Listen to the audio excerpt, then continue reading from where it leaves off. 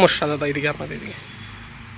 সমস্যা তো হইল কি, এরা লাইনগুলো সোজা টানছে না টানাতে খুঁড়িগুলা যখন তারগুলা টানলে তখন খুঁড়িগুলো আইলা যায়, নরম মাটি খুঁড়িগুলো আইলা যায়, কাজে যে কোনো সময় খুঁড়িগুলা আইলা পড়তে পারে।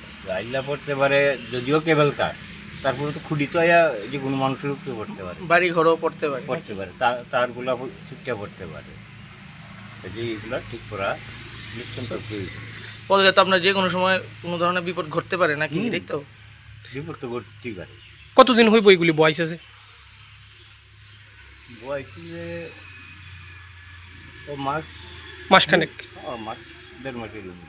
কি মনে করতেছেন এত তাড়াতাড়ি খুঁটিগুলি এরকম অবস্থা আপনারা? না না, এটা তো বয়সের সোজা, তার টান দিছে পরে একটু আইলে আছে, মানে গ্রাউন্ডে শক্ত নাই, নিচে নরম। নিচে কি করবেন মানে কাজের আপনার নিচে নিচে ঠিকভাবে ঢালাই দেওয়া হয়েছে না বা কি এরকম কিছু? ঢালাই এরা যতটুকু গর্ত করছে ততটুকু ঢালাই দিচ্ছে, কিন্তু এই ঢালাইয়ের টিকতো না তো, টিকতো না কেন, লাইনটা তখন সোজা হইতো না, অ্যাঙ্গেলে থাকবো, ওই মাথার থেকে যখন টান দিব তখন এটা আলবই নরম মাটি। কি করবেন আপনার 1.5 মাসের মধ্যেই যদি এরকম হয় খুঁটিগুলো, পরবর্তী সময় কি করবেন? আজকে বসার মতো 1.5 মাস হয়েছে, আরো তাড়াতাড়ি আলতে পারে।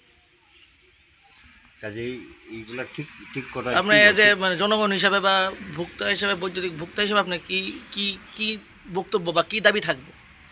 দাবি থাকবে এগুলা সোজা করার লাগে, ঠিক করে দেওয়ার লাগে, পুনর্সংস্কার। নাম আপনার? আমার নাম বিধান।